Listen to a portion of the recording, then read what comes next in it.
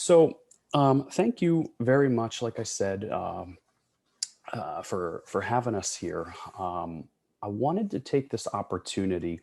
I don't know how many of you read, word for word, the description that I had submitted for the talk in advance, and I started to think about it. And you guys even touched on already the community aspect of the event. So this is not a super technical talk. I'm not doing anything, deep down in the weeds. I wanted to really just cover what we use Yocto for, how we have built a product around it, and sort of, show it off as a template. Other folks can do this too. We're not doing anything magical with Yocto. I want to just sort of demonstrate that the work that you guys do is being used by companies out there. I had taken a look over on the Yocto wiki page, and I know you have a whole list of organizations that are using it in various capacities, but I just thought I would show off how we make use of it here. So let's do this. I need to switch over to this window and we can get going. So real quickly, there's me. You can see my face matches the black and white photo. And my contact information is there. I'm a developer advocate, so I'm out in the community. I know the Yocto Jester is also out in the community, but I'm certainly happy to answer any questions that crop up at any point. So just reach out to me. And I think the, Twitter handle on there is also a good way to get in touch with us. Now, I wanted to cover real quickly. I know that the topic for the day is Yocto, but I need to just quickly set a little bit of an anchor about who is Balena, just to give like some background as to what we're actually doing here, right? So if you've ever used Etcher to flash an SD card, that's us. It's an open source project. We actually have a lot of open source projects, Balena OS being one of them that I'll talk about in approximately 3 minutes. But if you've come across Etcher, you've come across Balena. So Etcher's used like literally millions of times per month. I know, to flash SD cards and USB sticks. Looking at this crowd, yeah, we know you can use DD. We get that a lot, but it's, if you're looking for something quick and simple, Etcher will do the trick. But Etcher is just simply a utility. It's open source. It doesn't actually pay the bills in any way, shape, or form. What does pay the bills and keep us in business is balenaCloud. balenaCloud is a web-based management system for IoT devices. It's broken down into applications, devices, workloads. All the workloads are run in containers on those devices. Balena Engine, which I'll talk about in a moment, is running atop Balena OS, and you get terminal access, container build information, CI/CD, all your releases, things like that. So we can, if you have questions, I can go down that road some other day. But it's all about fleet management. So we build the OS for devices, roughly 70 of them. We'll get to that in one moment. And that's all well and good if you've got a Raspberry Pi, a BeagleBone Black, a Jetson Nano, whatever on your desk. And, it's right there. It's within reach. You can hack on it. You've got your serial console. You can hook it up to a monitor, keyboard, and mouse and do all your troubleshooting.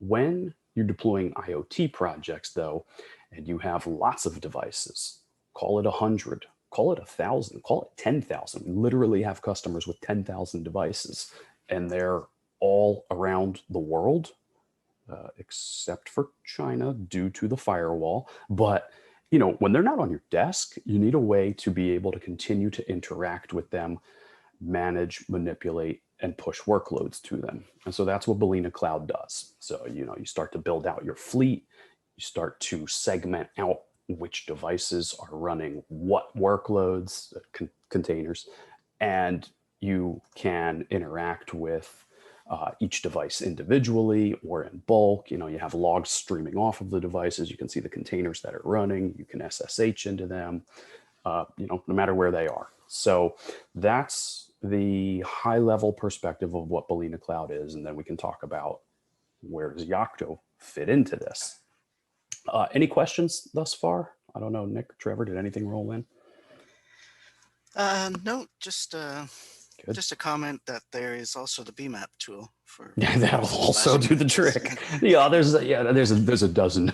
So, Etra's popular, but yeah, we know there's other ways of doing it too.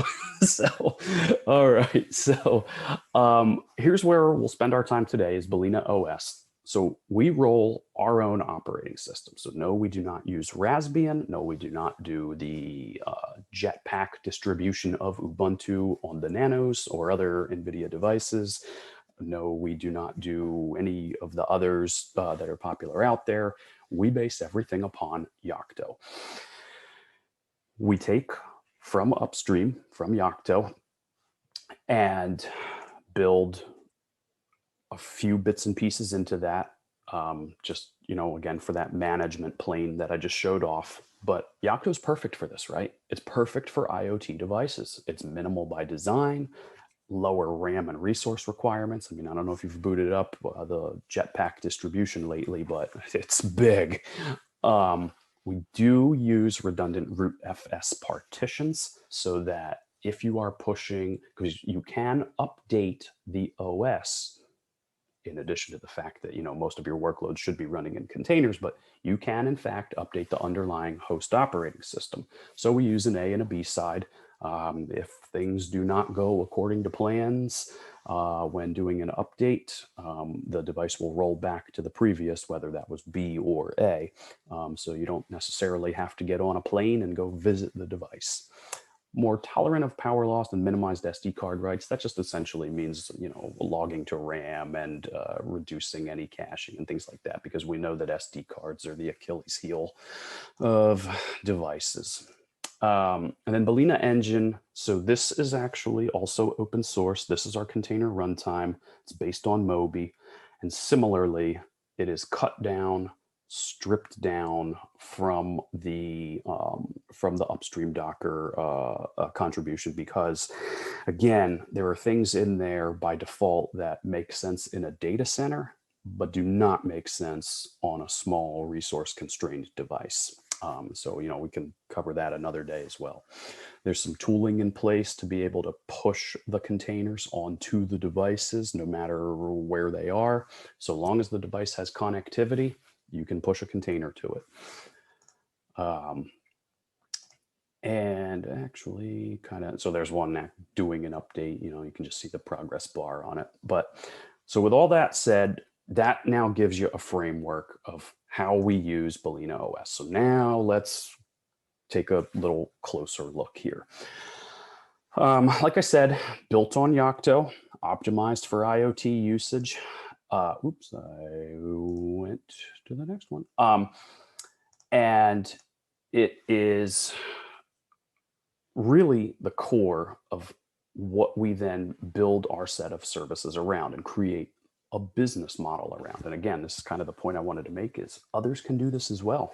There's no magic sauce here that we are doing to Yocto. So Balena OS is also open source. It's in a GitHub repo. All 69, not quite 70 boards that we support are in GitHub, and you can contribute and submit patches, or even add your own boards. You can build from source. I do it when I just need some downtime to kind of think and hack and learn. You can add new boards to it, and they'll boot up. You can even connect them to balenaCloud. So here's a quick list. You can go to balena.io, use the drop-down menu, and choose Balena OS, and you can see the list of everything that we support. There's another workflow when you're provisioning a device from balenaCloud directly. Again, the same drop-down menu of all the devices that are supported is available, but it's just a quick look, quick sample. So, the Coral is in there. These CTI boards are, CTI is a vendor that produces some custom carrier boards for Jetson devices, Xavier NX, the TX2. What was on the previous one? What did we see there? The Tinker boards are in there. Pretty much the whole Beagle board lineup is in there. A few odds and ends like the banana pies, the orange pies, the insert your favorite fruit pies, typically based on customer requests. But so like I said, there's 69 of them in total, and how was it accomplished really is what I wanted to talk about. So like I said, it's all in GitHub, it's all open source, you can check it out. There are repos that are set up. Admittedly, probably need to do a little cleanup work here, because some of them are based upon the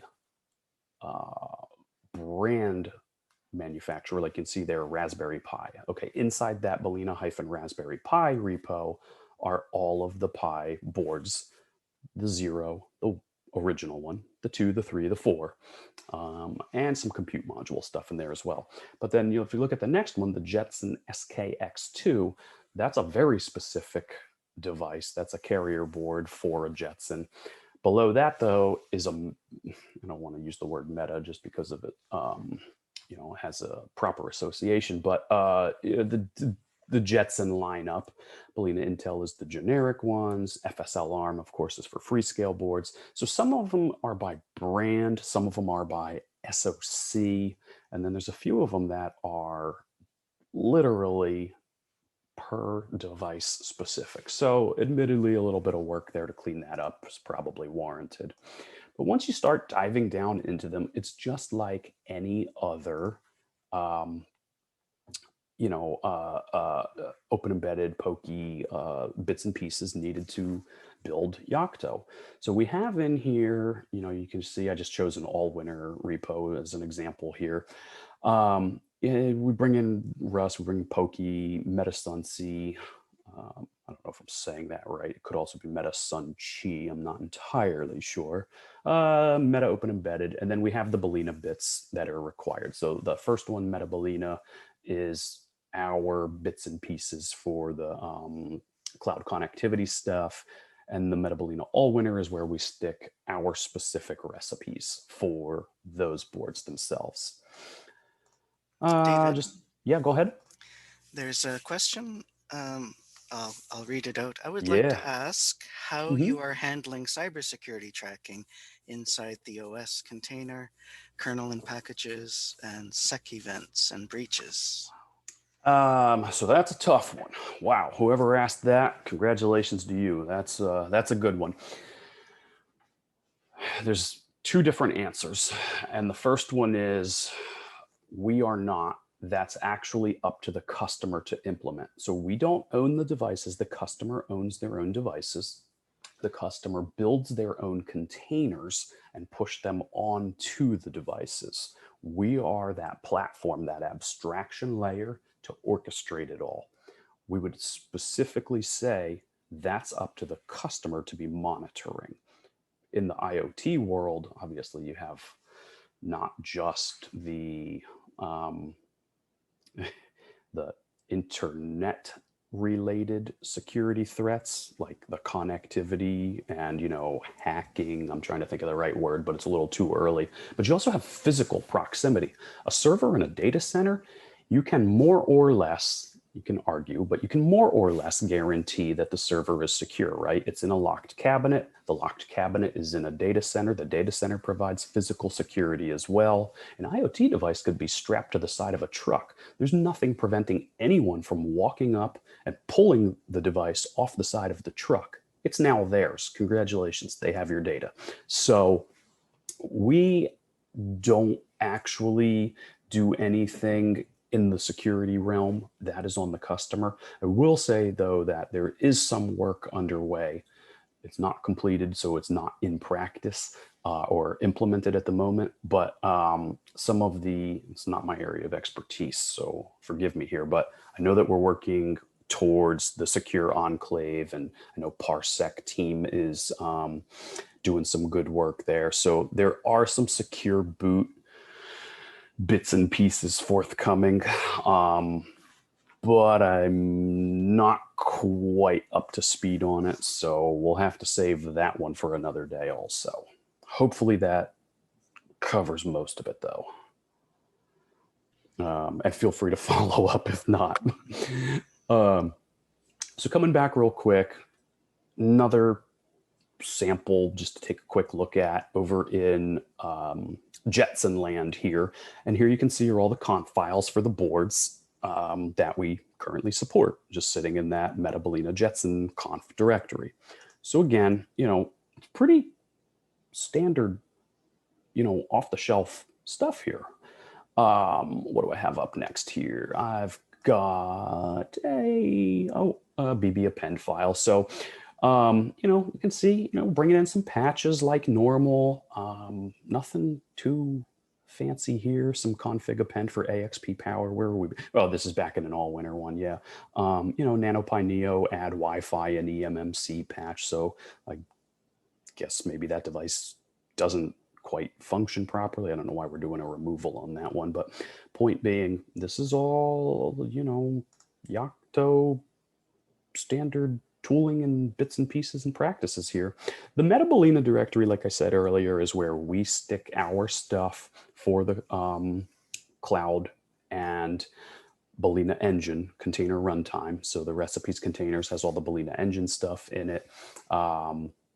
Some tooling for the connectivity up to the balenaCloud runs over a VPN link is how each device is connected, and you have access to them. So I think there's a couple of bits and pieces typically in BSP for U-boot to handle that A side, B side partition scheme, but that's about it there.